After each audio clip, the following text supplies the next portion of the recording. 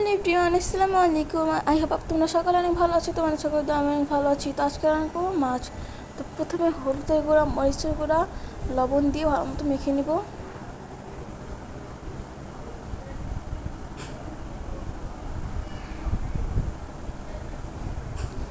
ভালো মতো মাখানো হয়ে গেলে একটা প্যানে তেল দিয়ে ভেজে নেব।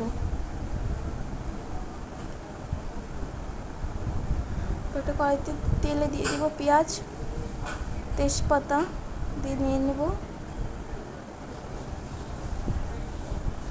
তো দিয়ে দেবো লবণ,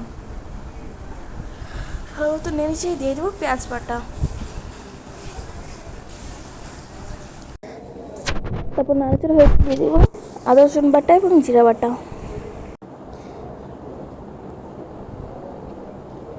ভালো মতো নেড়ে দিয়ে দিব কষানোর জন্য পানি। পানিটাতে ভালো মতো নেড়ে নেব। তারপর দিয়ে দেবো হলুদের গুঁড়া, মরিচের গুঁড়া, ধনিয়ার গুঁড়া। একটু নেড়ে নিব। নাড়াচাড়া হয়ে গেলে দিয়ে দিব মাছ।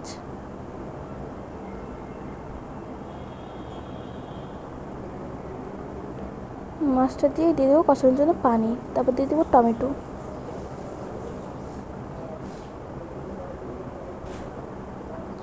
কিছুক্ষণ পর ঢাকনাটা খুলে একটু নেড়ে নিব। তারপর দিয়ে দেবো পরিমাণ মতো পানি।